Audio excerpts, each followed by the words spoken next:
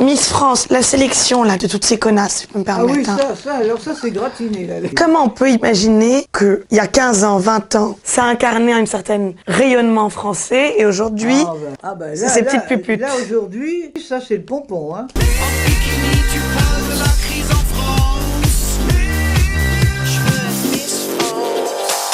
Miss France, c'est plus que c'était. Je m'en vais de ce pas chez Geneviève de Fontenay pour régler cette affaire entre femmes qui se respectent.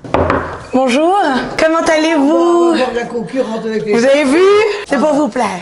Ça, vous auriez une belle Miss France. Hein. On fait un bisou au chapeau. Donc ici, c'est chez vous. Ça vous ressemble. Hein. Je me suis mis en noir et blanc pour vous honorer. Il y a beaucoup de photos de vous. Hein. Vous étiez belle. Je sais pas où les mettre. Quelle beauté. Il y a même dans les toilettes. Montrez voir.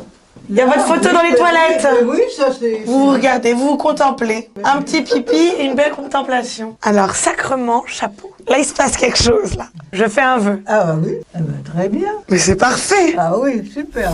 Un jour tu seras moitié nu en couverture d'entrevue. C'est Geneviève qui sera déçue. Qu'est-ce que c'est ce casting-là? Ben, c'est les 30 candidates qui, à l'élection de Miss France à Marseille. On voit même pas les écharpes. Elles sont immondes. Elles ont l'air d'avoir toutes la même tête. À mon avis, c'est pas un grand cru, hein, cette année. J'ai jamais vu une photo aussi ratée. Ben oui, normalement, elles auraient dû être debout. Ah, Et oui. donc là-dedans, il y a un transgenre?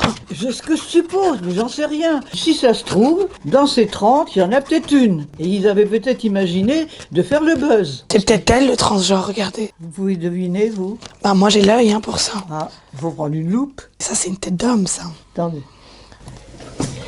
Ah, merci. Ah ouais, regardez là. Ça, c'est un homme, ça. Ah oui.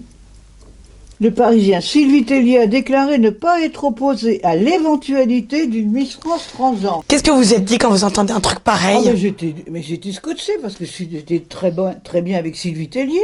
Mais j'ai dit, mais comment elle a pu dire ça? Elle qui a été Miss France et tout. Et puis qui est une femme, enfin, quand même. Et si après tout, Sylvie Tellier n'était pas un homme? Ben non, ah ben ça, ben elle a trois mômes quand même. Ah non, oui. Alors là, je crois qu'il... Alors là, non. Moi, je suis très inquiète quand je vois tout ça. Hein. Il n'y a plus de limite à rien. Et alors, Miss France, qu'est-ce que c'est devenu aujourd'hui? Ça fait 7 millions de téléspectateurs. Bon, ça fait quand même une émission de variété. C'est-à-dire que c'est une émission une fois par an, alors qu'avant c'était une institution. Voilà, exactement. À toutes les filles que j'ai aimées avant